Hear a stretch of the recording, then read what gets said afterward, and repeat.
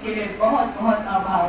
साथ में बैठे हुए शाही साहब ने भी जो एक छोटा सा चित्रण और वर्णन किया, मैं आपके इस मिशन शक्ति में महिलाओं के सहयोग के लिए जो आप काम कर रहे हैं उसके लिए मैं आपका बहुत बहुत आभार व्यक्त करूंगी।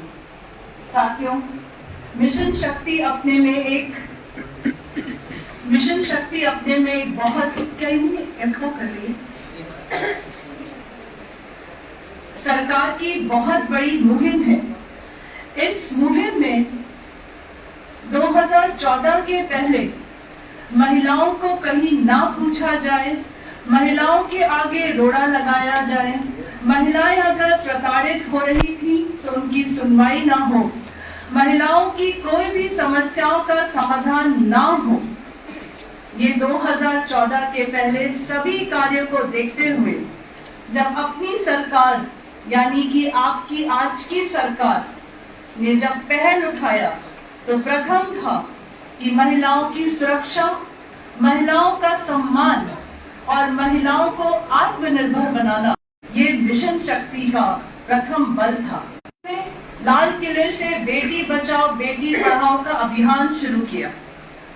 उसमें उन्होंने भ्रूण हत्या की छुपी हुई सी बात उस बात में कह डाली कि अगर जननी ही नहीं होगी, उसका जन्म ही नहीं होगा, तो ना मैं हूंगा, ना आप होंगे, ना ये विश्व बढ़ सकेगा। इसीलिए बेटी बचाओ और अगर बेटी बच जाए तो बेटी पढ़ाओ, क्योंकि एक शिक्षित महिला 4 परिवार शिक्षित करती है।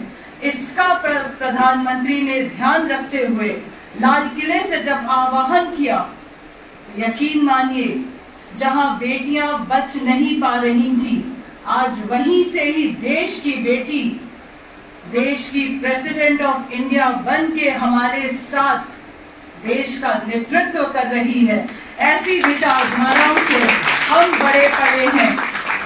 प्रधानमंत्री जी की बहुत बड़ी एक अहम योजना थी जिसमें उन्होंने कहा कि हर बेटी को आत्मनिर्भर बनाओ, हर बेटी जो जन्मे आपके घर में उसके लिए ढोल नगाड़ा बजाओ।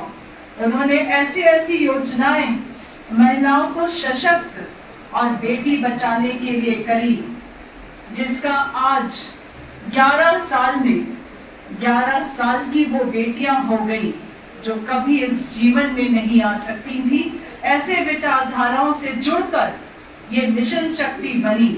उसके लिए मैं आभार व्यक्त करूंगी अपनी सरकार का, प्रधानमंत्री जी का और योगी जी का, जिन्होंने साफ साफ शब्दों में कहा है कि अगर गलत नजर उठाई बेटियों पे तो एक ऐसा भाई खड़ा है जो निश्चित करेगा कि बेटी मेरी सुरक्षित रहे, बेटी मेरी मजबूत रहे, और जो भी गलत निगाह उठाएगा वो सीधे बुलडोजर से दबा दिया जाएगा। आज मिशन शक्ति को पूरे देश भर में एक मिशन के तौर पे चलाया जा रहा है और पूरे समाज में हर महिला को अपनी जगह दे दी जा रही है। चाहे वो उद्योग हो, चाहे वो आत्मनिर्भर बनने के लिए MSME हो, स्टार्टअप्स की शुरुआत करी जा रही है। प्रधानमंत्री का सपना है कि अगर इस देश में कदम से कदम बढ़ा के हम बात करते हैं कि युवा चले, तो उस युवा में आधी प्रतिशत हमारी लड़कियां हो। इसी को मानते हुए हम सभी लोग मिशन शक्ति की ओर कदम बढ़ा रहे हैं। आज मुझे मेरे विषय में कहने को बोला गया, पर मैं एक ही बात यहां से कहना चाहूंगी। कल मैं प्रधानमंत्री जी के वंदे भारत के कार्यक्रम में थी। वहां प्रधानमंत्री जी ने कई ऐसी बातें करी जिसको दिल में मेरे छू गई। पर मेरे बगल में एक महिला कांस्टेबल खड़ी थी, प्रयागराज से उसकी ड्यूटी लगी थी। मुझसे बोली, दीदी आप काशी से हैं? मैंने कहा हाँ मैं काशी से ही हूँ, पर मैं प्रयागराज की बेटी हूँ। यकीन मानिए वो प्रयागराज बोलते ही शायद एक अजीब सा एक समन्वय बन गया कि लोगों ने मतलब एक जुड़ाव सा हो गया।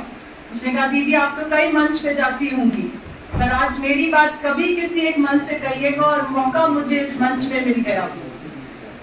कांस्टेबल ने कहा कि हम लोग कहते हैं कि पुरुष वर्ग हमें दबा रहा है, पुरुष वर्ग हमें प्रताड़ित कर रहा है, पुरुष वर्ग से हम परेशान हैं, लेकिन क्यों हम ये भूल जाते हैं कि हमारी सभ्यता जब शुरू हुई तो उसमें पुरुष का भी बहुत बहुत महत्व है। और अगर आज हम यहाँ सही से बैठे हैं, आज हम घर से निकले हैं, तो इसके पीछे भी एक पुरुष का ही साथ हो, चाहे वो बेटे के नाम पे हो, चाहे पति के नाम पे हो, चाहे पिता के नाम पे हो। अगर शिव को हमने ताकत दी है, अगर भगवान शिव को हमने ताकत दी आधी अपनी शक्ति बन के, तो शिव जी ने भी बड़ा मान रखा कि जब पार्वती नहीं रही तो उन्होंने तांडव मचा दिया। तो मैं तो ये मानूंगी कि अगर स्त्री है तो उसका पुरुषार्थ भी पुरुष